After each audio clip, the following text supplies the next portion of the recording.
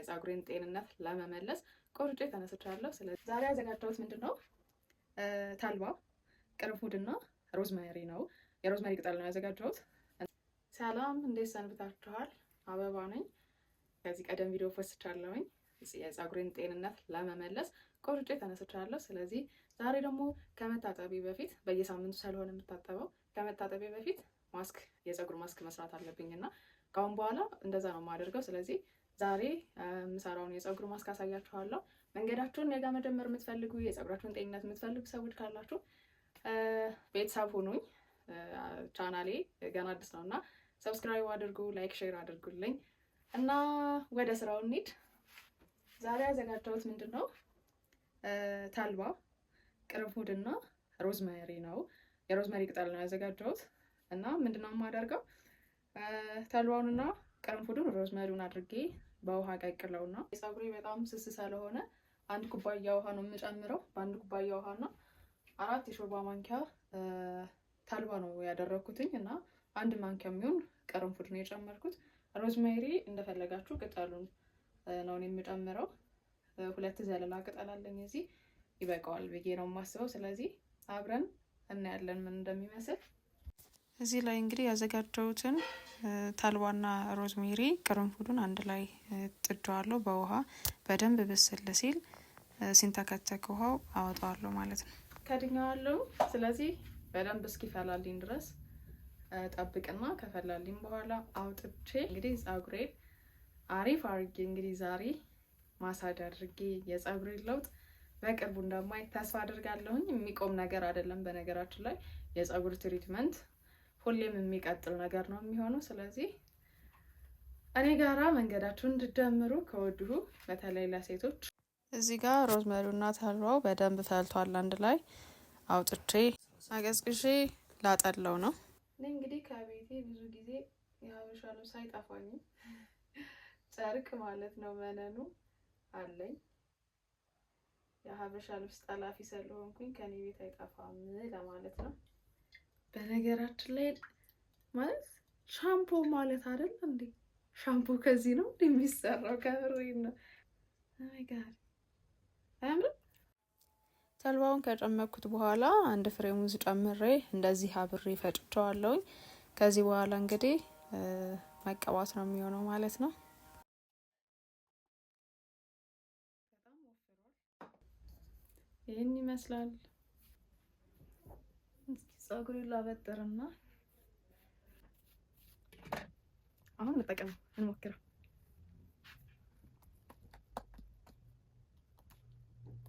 ሽታው በጣም ነው ደስ የሚለው እውነት ለመናገር።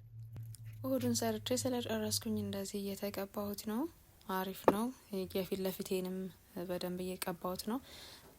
ከቀባሁት በኋላ እንደዚህ ዝም ብዬ ቀብቻ አይደለም የተወኩትኝ፣ በደንብ ማሳጅ አድርጌዋለሁ ውስጡ እንዲደርስልኝ ማለት ነው። ሙሉ ዘለላውንም ቀብቻዋለሁ።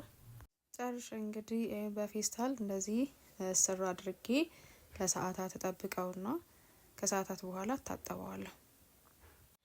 ለ3 ሰዓት ያክል አቆይቼ ታጥቤዋለሁኝ። እንደምታዩኝ ፀጉሬ ደርቆ አበጥሬዋለሁ። ዛሬ አዲስ ቅባት ነው የምንቀባውና አሳያችኋለሁ። እሱንም በነገራችን ላይ ሽታው በጣም ነው ደስ የሚለው። እኔ አልጠበቅኩም እንደዚህ ሽታውን ራሱ ከምር በጣም አሪፍ ሽታ ነው። የሆነ አሽትቱት ማለት ነው የቀረኝ። ከምር በጣም ወድጀዋለሁ። ይኸው እንደምታዩ ፀጉሬ ብዝት ብሏል።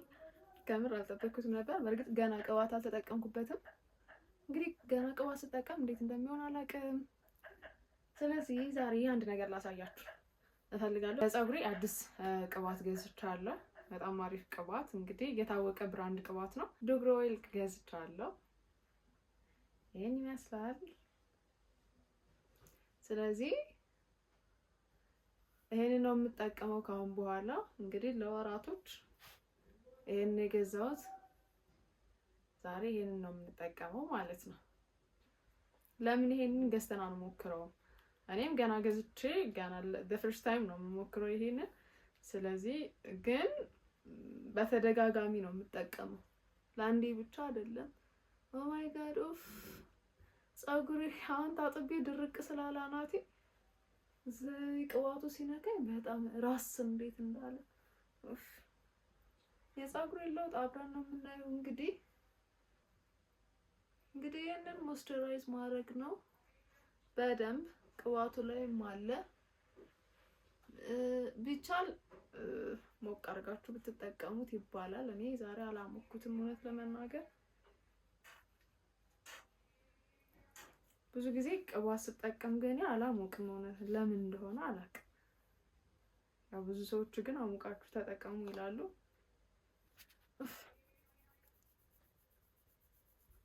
ማሳጅ እንደዚህ ስታደርጉ እንዴት ደስ እንደሚል አታውቁም።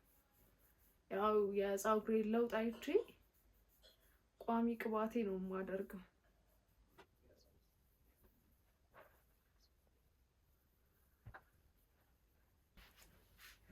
እስኪ ፀጉሬን አሁን ከሁለት ልስራ።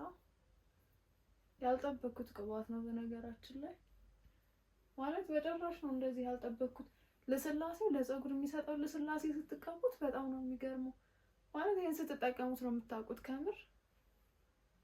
እኔ እንደዚህ ይሆናል ብዬ በጭራሽ። ምክንያቱም ይሄ የዘይት ነክ ቅባት እኔ ለፀጉሬ ብዙ ጊዜ አይስማማኝም። ወይ ያደርቀዋል፣ ክርድድ ያደርገዋል ምናምን እንደዛ ነው። ግን ይሄ እንደዛ አይደለም። ስቀባው እንዳለ ልስልስ ነው ያደረገው ከምር።